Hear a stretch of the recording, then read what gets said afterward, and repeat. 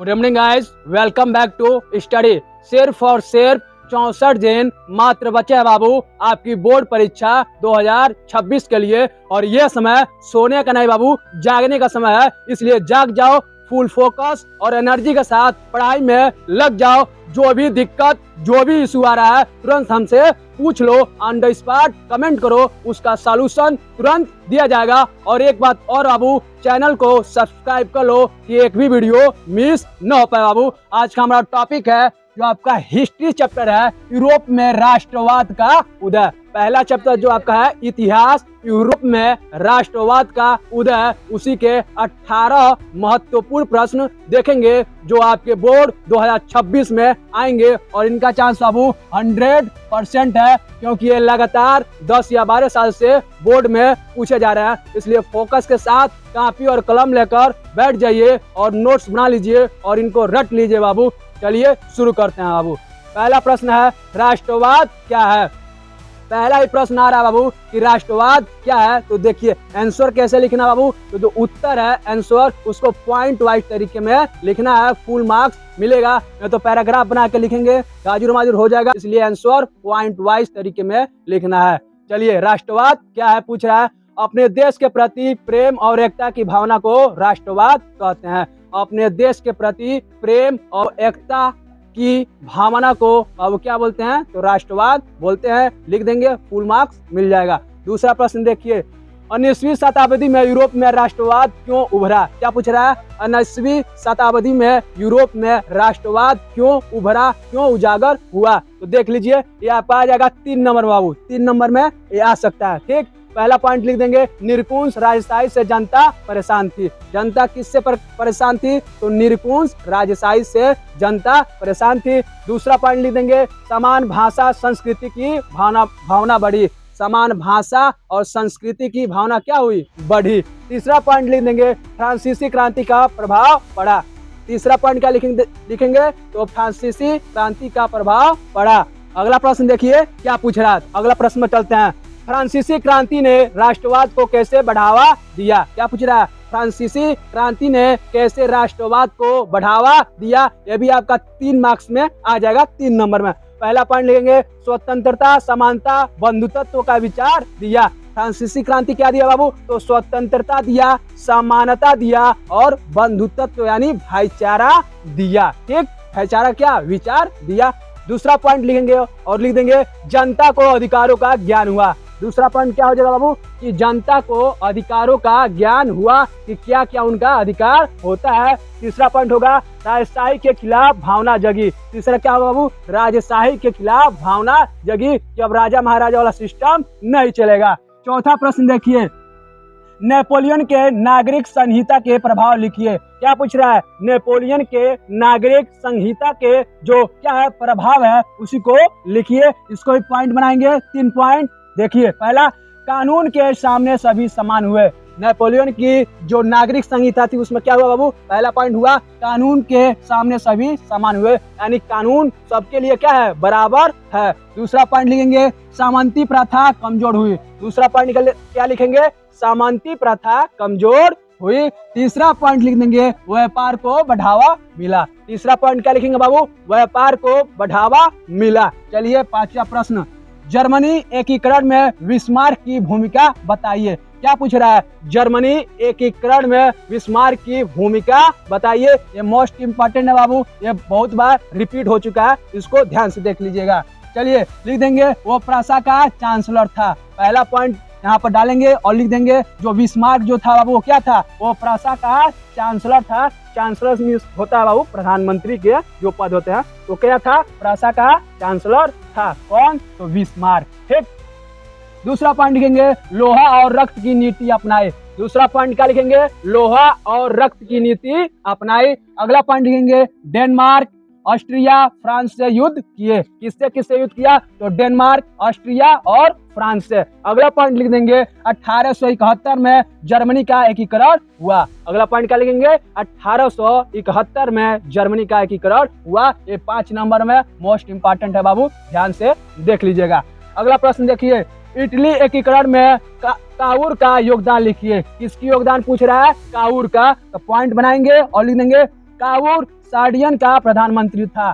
Cavour जो था बाबू वो कहाँ का प्रधानमंत्री था? तो सार्डिनिया, क्या लिखेंगे? सार्डिनिया का प्रधानमंत्री था। दूसरा पॉइंट लिखेंगे कूटनीति से ऑस्ट्रिया को हराया। जो कावूर जो था बाबू वो कूटनीति से किसको हराया? तो ऑस्ट्रिया को हराया। तीसरा पॉइंट लिख देंगे इटली के राज्यों को जोड़ा। तीसरा पॉइंट क्या हो जाएगा? इटली के राज्यों को जोड़ा। अगला प्रश्न देखिए, गैरिबाल्डी कौन था? क्या पूछ रहे बाबू? गैरिबाल्डी कौन था? तो 2 नंबर में यह आ जाएगा, 2 पॉइंट लिख देंगे। वो इटली का क्रांतिकारी नेता था। पहला पॉइंट लिख देंगे वो इटली का क्रांतिकारी नेता था। दूसरा पॉइंट बनाएंगे और लिख देंगे उसने दक्षिणी इटली को मुक्त कराया। क्या किया बाबू? उसने दक्षिणी इटली को मुक्त कराया।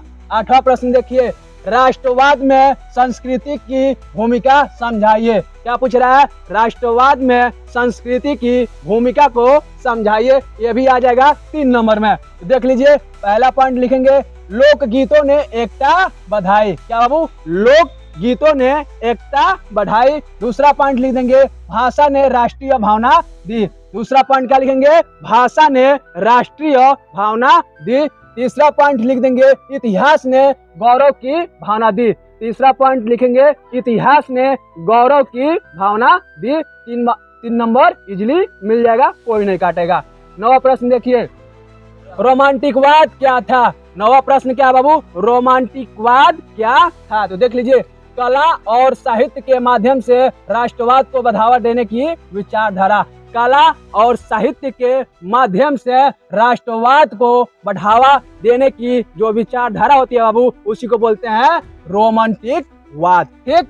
10वां प्रश्न देखिए, 1848 की क्रांति का महत्व लिखिए। क्या पूछ रहा है? 1848 की क्रांति की महत्व लिखिए या समझाइए। लिख देंगे इसको भी 3 पॉइंट में। राजशाही को चुनौती मिली। पहला लिख देंगे बाबू राजशाही को चुनौती मिली। दूसरा पॉइंट संविधान की मांग उठी।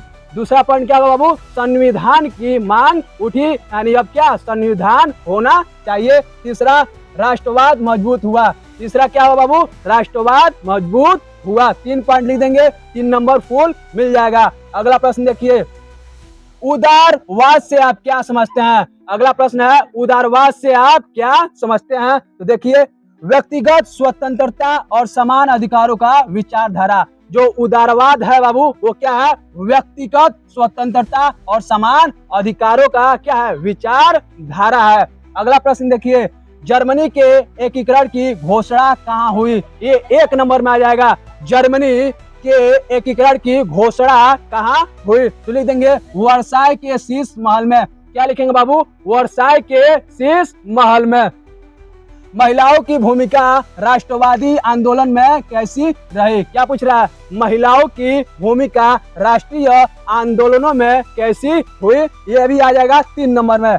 पहला पॉइंट लिख देंगे महिलाओं ने सभाओं में भाग लिया। क्या? महिलाओं ने सभाओं में भाग लिया। दूसरा पॉइंट राष्ट्रीय गीत लिखे। जो महिला जो थी बाबू वो क्या किया? तो राष्ट्रीय गीत लिखी। तीसरा पॉइंट, लेकिन राजनीतिक अधिकार नहीं मिले। लेकिन क्या हुआ अंत में? राजनीतिक अधिकार महिलाओं को नहीं मिला। यही लिख देंगे, 3 पॉइंट 3 नंबर मिल जाएगा।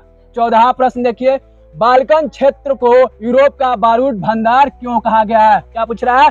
बाल्कन क्षेत्र को यूरोप का बारूद भंडार क्यों कहा गया है? इसको भी पॉइंट तरीके से लिख देंगे। कई जातियां रहती थी बाल्कन में। क्या बाबू? कई जातियां रहती थी। दूसरा पॉइंट लिखेंगे राष्ट्रवादी संघर्ष अधिक थे। यहाँ पर क्या बाबू? राष्ट्रवादी संघर्ष अधिक थे। तीसरा पॉइंट, बड़े देशों के हित टकराते थे। तीसरा क्या? बड़े देशों के हित टकराते थे। 3 नंबर मिल जाएगा।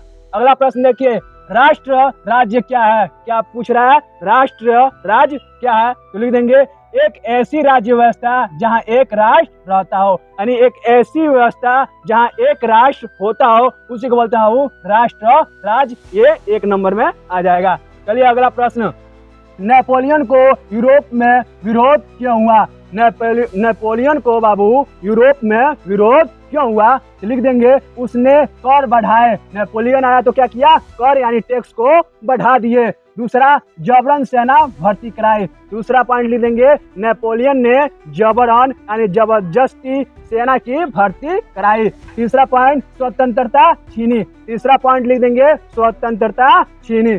17वां प्रश्न देखिए, इटली के एकीकरण में मुख्य बाधाएं क्या थी? क्या पूछ रहा है? इटली के एकीकरण में मुख्य बाधाएं क्या थी? तो लिख देंगे, ऑस्ट्रिया का नियंत्रण। पहला पॉइंट लिख देंगे, ऑस्ट्रिया का नियंत्रण। और दूसरा लिख देंगे, क्षेत्रीय विभाजन। दूसरा पॉइंट बनाएंगे, लिख देंगे क्षेत्रीय विभाजन। और तीसरा पॉइंट लिख देंगे, राजनीतिक अस्थिरता।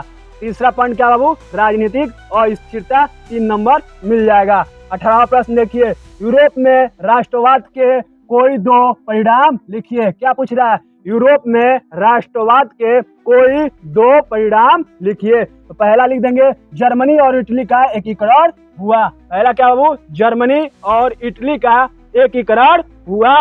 दूसरा पॉइंट लिख देंगे, लोकतंत्र की भावना बढ़ी। दूसरा पॉइंट बाबू, लोकतंत्र की भावना बढ़ी। ये थे आपके 18 महत्वपूर्ण प्रश्न जो आपके बोर्ड 2026 के लिए मोस्ट इंपॉर्टेंट है बाबू, इसलिए इन्हें रट लीजिए। जो भी दिक्कत, जो भी इशू, किसी भी विषय, किसी भी सब्जेक्ट से आ रहा है, तुरंत हमसे पूछिए और हमारे चैनल को सब्सक्राइब करके जुड़ जाइए हमारे साथ, ताकि एक भी वीडियो मिस न हो पाए बाबू। क्योंकि ऑलरेडी हमारे चैनल पर साइंस का मोस्ट इंपॉर्टेंट प्रश्न सीरीज कंप्लीट हो चुका है। इसी तरह अन्य विषय का भी डेली 6 बजे अपलोड हो रहा है। और ये सब बाबू सोने का नहीं, जागने का है और दिखाने का है कि हम में भी वो पावर है, दम है। हम भी 90% ला सकते हैं, हम भी एग्जाम में तहलका मचा सकते हैं। इसलिए बने रहिए हमारे साथ और देखते रहिए बाबू, मिलकर किस तरह इस बोर्ड 2026 को अपने चुटकी में मसल देते हैं बाबू। उत्साह और एनर्जी